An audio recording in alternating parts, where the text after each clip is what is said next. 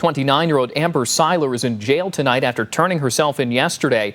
On Friday evening, the West Virginia Department of Human Services announced it had launched an immediate investigation into the misconduct allegations posted on social media. Now, parents whose children attended the Cross Lanes Child Care Center are speaking out about Amber Seiler to our Bailey Tucker. And Bailey, in your conversations with the moms, how are they reacting to this audio recording?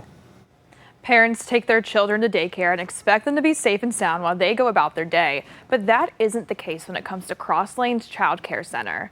We do warn you, some of the audio you're about to hear may be disturbing. You like being spit on? This is an audio recording appearing to be the moment 29-year-old Amber Seiler allegedly spits on a child while employed at Cross Lanes Child Care Center. Amber, did you spit on a child? Seiler doesn't answer during her arraignment late Friday night. The daycare worker from Canova was charged with 2 counts of misdemeanor battery and a felony count of battery and assault of a disabled child. Parents Ashley Schaefer and Bethany Bird can't believe this was going on while their kids attended the child care center. That's exactly how I feel. It's like I've paid for somebody to abuse my child. It's very sick. Yeah, 100%.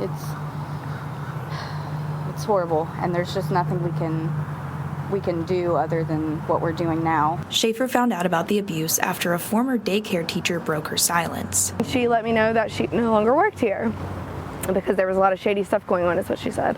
And so I asked her what she meant by that, and she told me there was abuse going on in the center, that Amber was hitting kids in the mouth. I didn't know anything about spitting until the following day. Schaefer received the audio allegedly of Seiler yelling and spitting and immediately called the police. He talked to me on the phone and told me that pretty much there was nothing they could do. It was a civil case. So I was very angry. I went home that night and I called CPS and I filed a report with them. And then I posted the video on social media because I knew if the police wasn't going to do anything, there's a lot of angry mamas out there who would not like that video. Her post was seen thousands of times on social media. Bird wasn't aware of any abuse until she opened Facebook that night. I didn't find out because my kid told me. I didn't find out because I came to the center and they stated something was going on. Bird's child is one of 2 autistic children in the class, and she feels her child was targeted because they're nonverbal.